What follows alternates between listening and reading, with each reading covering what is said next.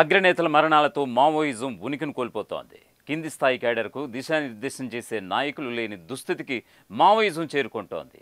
అవును, operation black ఫారెస్ట్తో కేంద్ర ప్రభుత్వం మావోయిస్టుల ఏరివేత కార్యక్రమమే దీనికి నిదర్శనం.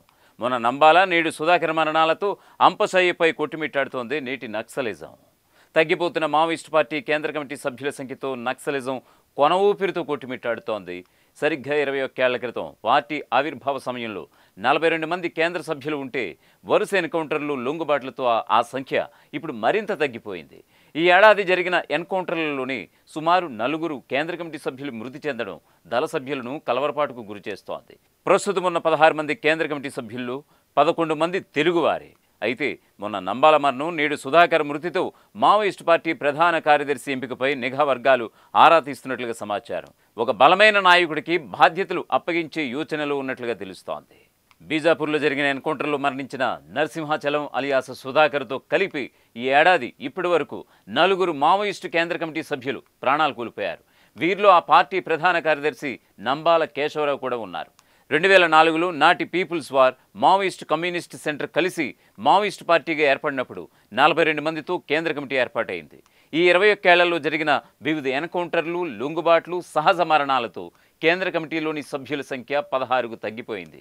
2 దశాబ్దాల ప్రస్థానంలో మావోయిస్టు పార్టీ మధ్య భారతంలోని కొన్ని వేల కిలోమీటర్ల పరిధిలో జనాతన సర్కార్ పేరుతో సమాంతర ప్రభుత్వాన్ని నడిపింది. అబూజ్మడ్ వంటి కంచు కోటలను ఏర్పాటు చేసుకుని నాయకులను, కేడర్ను కాపాడుకుంది. కానీ ప్రస్తుతం కేంద్ర ప్రభుత్వం సాగిస్తున్న ఆపరేషన్ కగారుతో ఆ పార్టీ శ్రేణులు చెల్లాచెదురైపోయారు. వరుసగా జరుగుతున్న ఎన్కౌంటర్లలో భారీ సంఖ్యలో ప్రాణాలు కోల్పోతున్నారు. మృతుల్లో కీలక నాయకులు కూడా ఉంటున్నారు.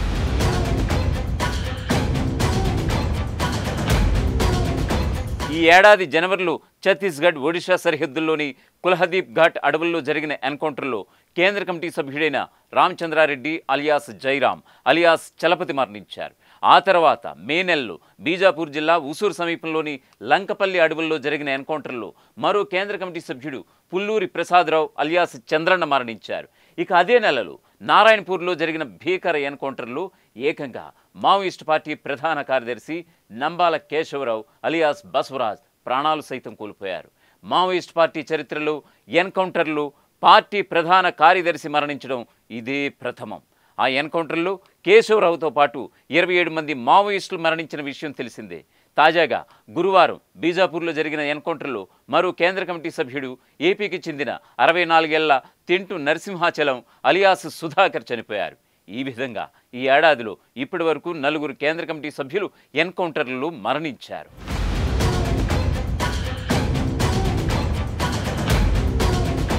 కేంద్ర కమిటీలో ప్రస్తుతం 16 మంది ఉన్నట్లుగా సమాచారం. వీరిలో ఏపీ, తెలంగాణకు చెందిన వారు 11 మంది కాగా జార్ఖండ్కు చెందిన వారు 3, ఛత్తీస్గఢ్కు చెందిన వారు 2 ఉన్నారు. ఏపీ, తెలంగాణకు చెందిన వారు Mallojula Venugopala Rao alias Sonu, Tippiri Tirupati alias Devji, Kadari Satyanarayana Reddy alias Kosa, Malla Raji Reddy alias Sangram, Muppala Lakshmana Rao alias Ganapathi, Modem Balakrishna, Paka Hanumanthu alias Uke Ganesh, Katta Ramachandra Reddy alias Raju Dada, Gajarla Ravi alias Uday, Pasunuri Narahari alias Vishwanath, ఇక పోతుల కల్పన. ఇక జార్ఖండ్ విషయానికి వస్తే గనక 3 ఉన్నారు. జార్ఖండ్కు చెందిన Misir Besra alias Sunil, Analda alias Patiram Manjhi, Sahdev alias Anuj. ఇక మరోవైపు ఛత్తీస్గఢ్కు చెందిన వారు మాజ్డీ దేవ్ అలియాస్ రామ్ధీర్, మాడ్వి హెడ్మా. వీరిలో పలువురు 60 ఏళ్లకు పైబడిన వారే. కాగా కేంద్ర కమిటీ సభ్యుల్లో ఎవరిని పార్టీ ప్రధాన కార్యదర్శిగా ప్రకటిస్తారని పోలీసు వర్గాలు ఆరా తీస్తున్నాయి ఇప్పుడు. అయితే నేటి నక్సలిజంలో ఎవరూ చేరేందుకు ఆసక్తి చూపడం లేదని మాజీ మావోల వాదన.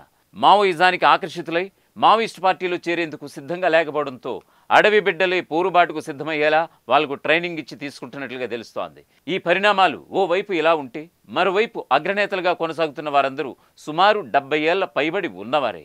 ఇలాంటి వృద్ధ పోరాట యోధులు కొంతమంది ఎన్కౌంటర్లకు బలవుగా, మరికొంతమంది లొంగుబాట్లకు సిద్ధపడడంతో మావోయిజం వెంటిలేటర్పై ఉందన్న వాదనలు ఇప్పుడు బలంగా వినిపిస్తున్నాయి.